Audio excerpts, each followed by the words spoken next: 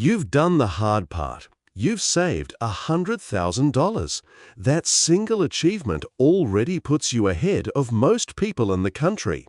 But here's the uncomfortable truth. What most Kiwis do next with that money is quietly, expensively wrong, and it can cost them tens of thousands of dollars over the years without them ever realizing it. Today, I'm going to show you the single biggest mistake people make with $100,000, the exact order you should put that money to work, and how, handled properly, that $100,000 can grow into $250,000 or more and largely tax-free, because this is New Zealand. So let's make sure you get this right. Let's start with the mistake, because almost everyone makes it. They leave the money in the bank. It feels responsible, it feels safe, so it just sits there in a savings account or rolls over in a term deposit year after year. Now here's the problem with that. A term deposit in New Zealand right now pays somewhere around 4 to 5%. Sounds fine, until you remember two things. First, that interest is taxed at your full income tax rate, which for many people means you actually keep closer to 3%. And second, inflation is running at around 3%. Put those two together and your $100,000 sitting safely in the bank is barely treading water. In real terms, after tax and inflation, it's often going backwards. This is the trap. People confuse safe with smart and slowly watch the buying power of their money shrink while they feel like they're being responsible. To put it in real terms, at 3% inflation, the things $100,000 can buy today will cost around $134,000 in 10 years. So if your money isn't growing by at least that much, you're quietly getting poorer while your bank balance looks exactly the same.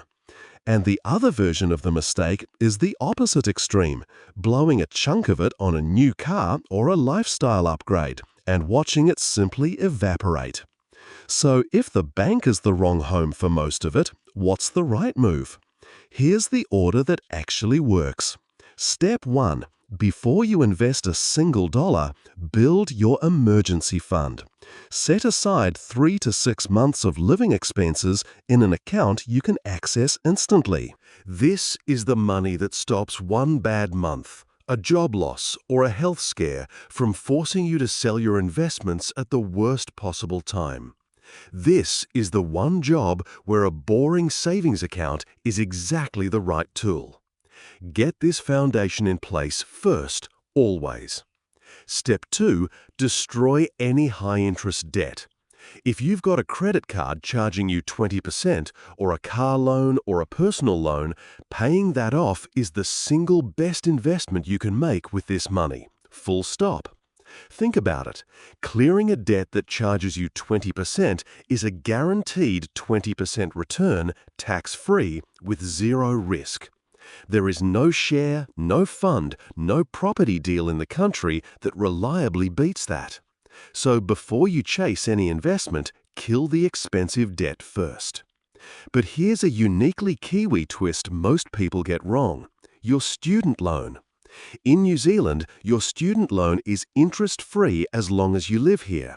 So, unlike almost every other kind of debt, there is usually no rush to throw your $100,000 at it because it isn't costing you anything extra to hold. That same money working in an investment earning 7% will almost always beat paying off a 0% loan.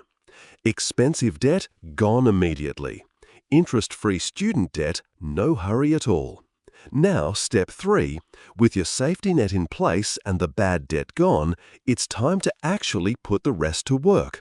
And the golden rule here is to match your money to your time horizon. Let's break that down.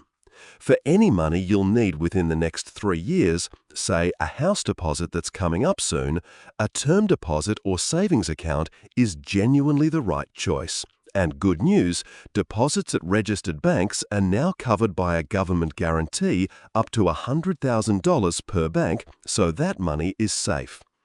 But for money you won't need for 5 years or more, this is where real wealth is actually built, and it is not in the bank.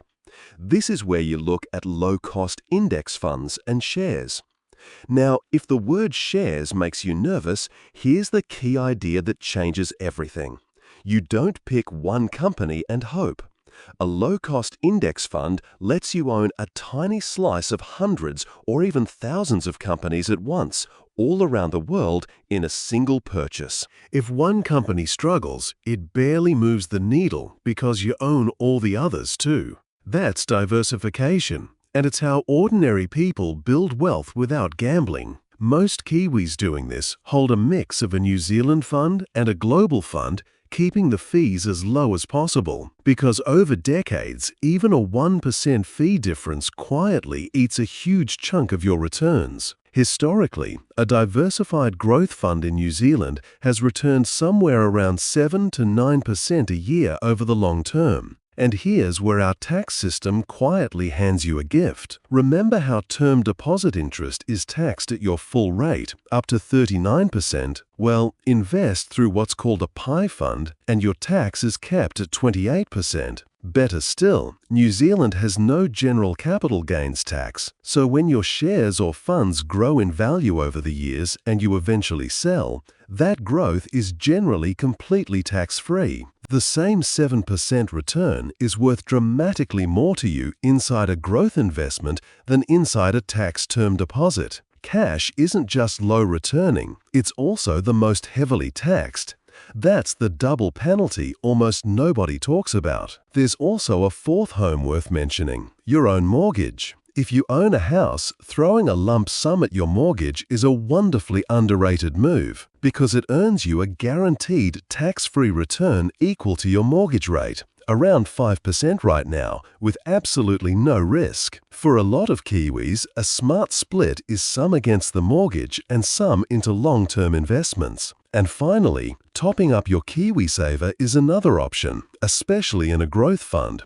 Though remember, that money is locked away until 65. So what might all this actually look like in practice? Everyone's situation is different, but as a simple illustration, someone might keep around $20,000 as their emergency fund, clear any credit card or car debt entirely, and then split the remaining money between paying down the mortgage and investing in diversified funds for the long term. The exact mix depends on whether you own a home, how close you are to retirement, and how comfortable you are with the market moving up and down. The principle never changes though: safety first, kill bad debt, then grow the rest. If this is starting to make the path clearer, do me a quick favor and hit the like button. It genuinely helps more Kiwis find the channel.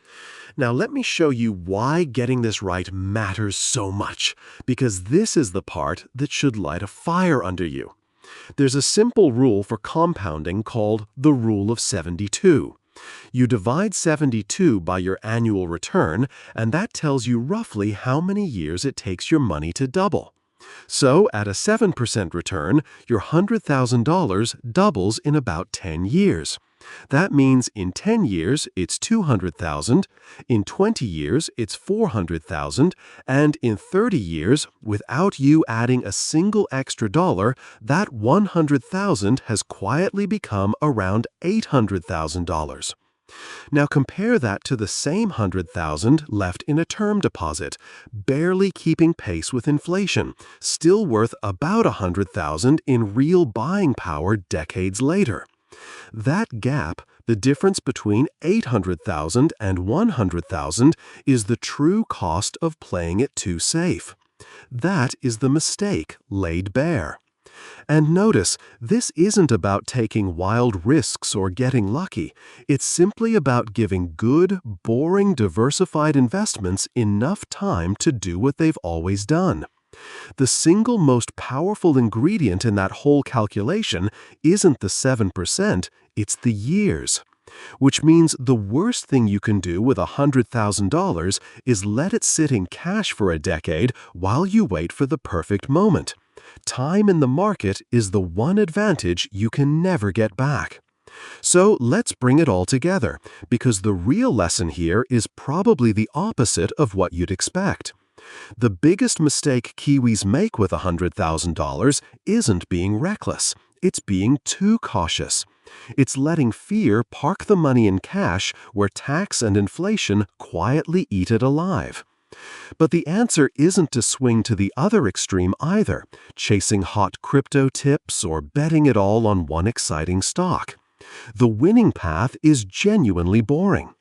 Build your emergency fund, wipe out expensive debt, then put the long-term money into low-cost diversified funds and let New Zealand's tax-free system compound it for years. Do the hard part of saving $100,000 and then don't fumble it at the finish line by leaving it in the bank. Match your money to your timeline, let it grow, and let compounding and our tax system do the rest. If this gave you a clear plan for your money, do me a favor and hit like. Subscribe if you're not already, turn on notifications, and I'll see you in the next one.